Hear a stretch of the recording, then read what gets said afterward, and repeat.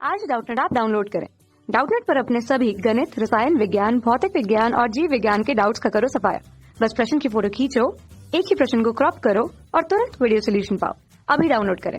Hello दोस्तों, हमारा प्रश्न है एकल स्लिट विवर्तन द्वारा विवर्तन प्रतिरूप कैसा प्राप्त होता है। दीप्त तथा अदीप्त फ्रिंजों के लिए शर्त लिखिए तथा केंद्रीय उच्चिष्ट की अर्धकोणीय चौड़ाई के लिए सूत्र प्राप्त कीजिए। तो देखिए, एकल स्लिट विवर्तन की यह प्रायोगिक व्यवस्था है। ठीक है, ये एस एक स्लिट है जिसमें हमने ए चौड़ाई की एक छिद्र की है।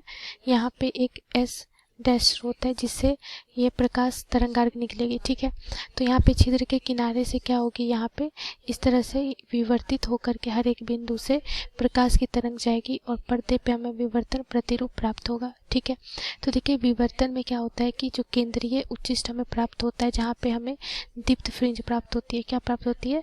दीप्त फ्रिंज, जिसे हम केंद्रीय उच्चिष्ट कहते हैं।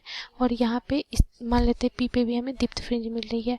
तो दीप्त फ्रिंज की तीव्रता हमें पर्दे के मध्य में सबसे अधिक प्राप्त होता है। उसके बाद हमें फिर क्या मिलती है?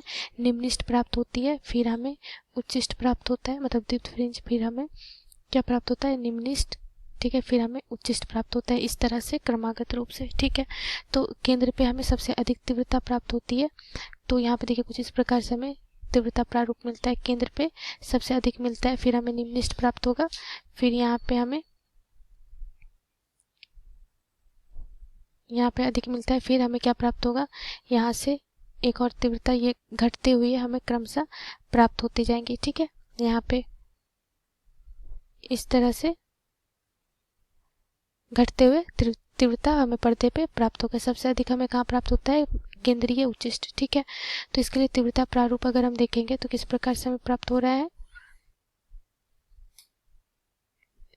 तो देखिए यहाँ पे केंद्र पे सबसे अधिक प्राप्त हो रहा है, फिर यहाँ पे निम्निष्ट, फिर इस तरह से तीव्रता क्या होती है? क्रमशः घटती हुई प्रतीत होती है। ठीक है, पर्दे पे।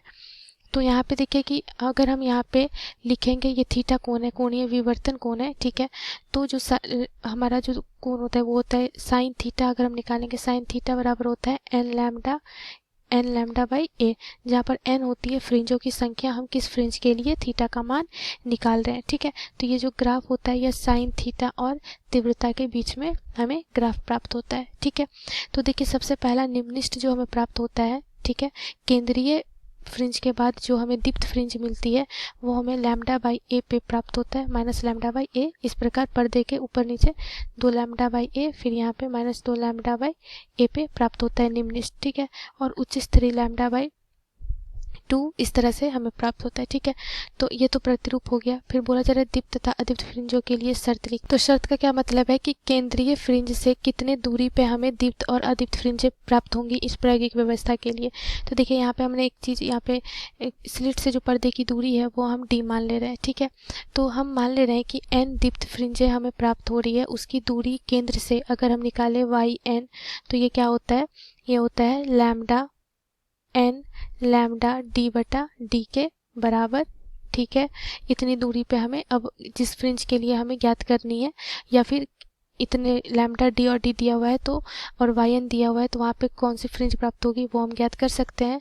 और मान लीजिए अगर हमें एम अदीप्त फ्रिंज प्राप्त हो रही है पर्दे पे, तो एम अदीप्त फ्रिंज के लिए अगर हम दूरी लिखेंगे तो वाई एम बराबर क्या होता है?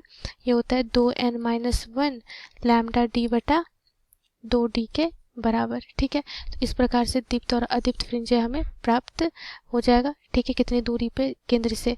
अब देखिए यहाँ पे बोला जा रहा है कि केंद्रीय उच्चिष्ट की अर्धकोणीय चौड़ाई के लिए सूत्र प्राप्त कीजिए। तो देखिए केंद्रीय उच्चिष्ट की जो कुल चौड़ाई है, केंद्रीय उच्चिष्ट हमारा क्या है? ये है। ठीक है, और इसके लिए चौड़ाई क्या हो गई? ये हो गई। ठीक, तो केंद्रीय उच्चिष्ट के तुरंत बाद क्या होता है? हमें दोनों तरफ एक एक निम्निष्ट प्राप्त होता है, और दोनों निम्निष्ट की जो दूरी है ये यहाँ से यहाँ तक क्या है? लैम्डा बाई ए, और यहाँ से यहाँ तक लैम्डा बाई ए। तो अगर हम केंद्रीय फ्रिंज की चौड़ाई देखें, केंद्रीय फ्रिंज की चौड़ाई, तो यहाँ से ये कितना हो जाएगा? ये हो जाएगा lambda by a plus lambda by a, ये कुल दूरी हो जाएगी। ठीक है, तो यहाँ से देखिए ये क्या हो गया? 2 लैम्डा बाई ए के बराबर। ठीक है, अब हमें बताना है कि केंद्रीय उच्चिष्ट की अर्धकोणीय चौड़ाई के लिए, तो अर्धकोणीय चौड़ाई अगर हमें ज्ञात करनी है तो केंद्रीय फ्रिंज की कुल चौड़ाई, फ्रिंज की कुल चौड़ाई 2/λ/a है, तो अर्ध चौड़ाई कितनी हो जाएगी, आधा कर देंगे। अर्ध चौड़ाई बराबर क्या हो जाएगा, 2λ/a गुने 1/2, तो ये कितना आ गया, λ/a के बराबर। ठीक है, तो यही होगी अर्ध चौड़ाई केंद्रीय फ्रिंज की। ये हमें प्रश्न में बताना था। धन्यवाद। कक्षा 6वीं से 12वीं से लेकर नीट, IIT, JEE वो एडवांस के लेवल तक 1 करोड़ से ज्यादा छात्रों का भरोसा।